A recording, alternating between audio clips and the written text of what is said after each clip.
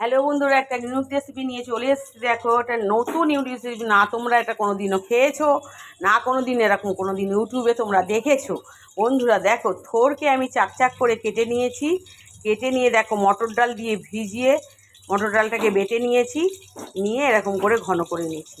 কিছুই দিইনি বন্ধু, একটু আদা বাটা দিয়েছি আর নুন দিয়েছি আর একটু দিয়েছি, বেকিং সোডা দিয়েছি। বন্ধুরা দেখো, তেল গরমে বসিয়ে দিয়েছি।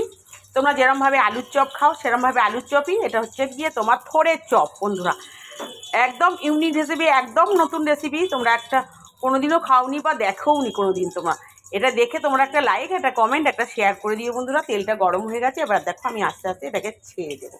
এই একটা দিয়ে দিলাম, তোমাদের আর একটা দেখিয়ে দিই। থোর তো খুবই ভিটামিন, থোরের মতন ভিটামিন জিনিস হয় না। থোরে তোমার প্রেশার কমাতে সাহায্য করে। এই থোর যদি একবার খাওয়াই, দেখো ভেসে উঠেছে। ডালটাকে আমি অনেকক্ষণ ভিজিয়ে আমি রেস্টে রেখে দিয়েছিলাম। এই দেখো কি সুন্দর ফুলে উঠেছে। এবার আমি উল্টিয়ে লাল লাল করে ভেজে নেব।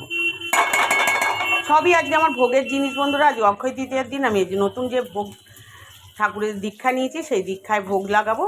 লুচি করেছি দেখো বন্ধুরা, যে লুচি রেখে এসেছি ঘরে, দেখাবো আমি পরমান্ন যখন করবো, ভোগে দেবো, তখন দেখাবো তোমাদের। এই দেখো কি সুন্দর। থোরটাকে আমি আগে নুন দিয়ে সিদ্ধ করে নিয়েছি বন্ধুরা। না সিদ্ধ করলে থোর তো কচকচ করবে, ওই জন্য থোরটাকে করে। এই দেখো, আগুনটা বাড়িয়েই করতে হবে বন্ধুরা, নাহলে কিন্তু এটা এইভাবে ভাজাটা ঠিকভাবে লাল লাল হবে না। এটাই কোন সময় আগুনটা কমালে চলবে না, আগুনটা বাড়িয়েই করতে হবে বন্ধুরা।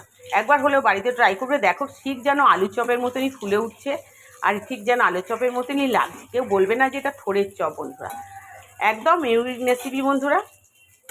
ভালো লাগলে লাইক কমেন্ট শেয়ার করবে, আমাদের পাশে এইভাবেই জুড়ে থাকবে। টাটা বাই বাই, রাখছি, নমস্কার। একটা কথা বলতে ভুলে গেছি বন্ধুরা, একটা সাবস্ক্রাইব করতে ভুলো না বন্ধুরা। এত কষ্ট করে তোমাদের জন্য আমি ভিডিওগুলো বানাই, খুব কষ্ট করে। এই ভিডিওগুলো যাতে একটু তোমাদের ভালো লাগে, কিভাবে তোমাদের ভালো লাগবে সেইভাবেই আমরা বানাতে চেষ্টা করি।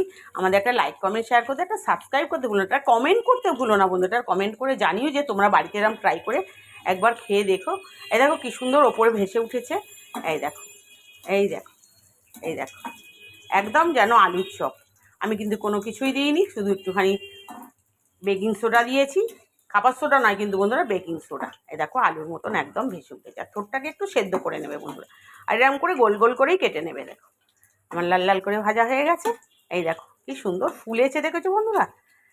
টাটা বাই বাই, রাখছি, নমস্কার। তোমরা সব ভালো থেকো, সুস্থ থেকো, এইভাবেই বানিয়ে তোমরা খাবে। টাটা বাই বাই, রাখছি, নমস্কার।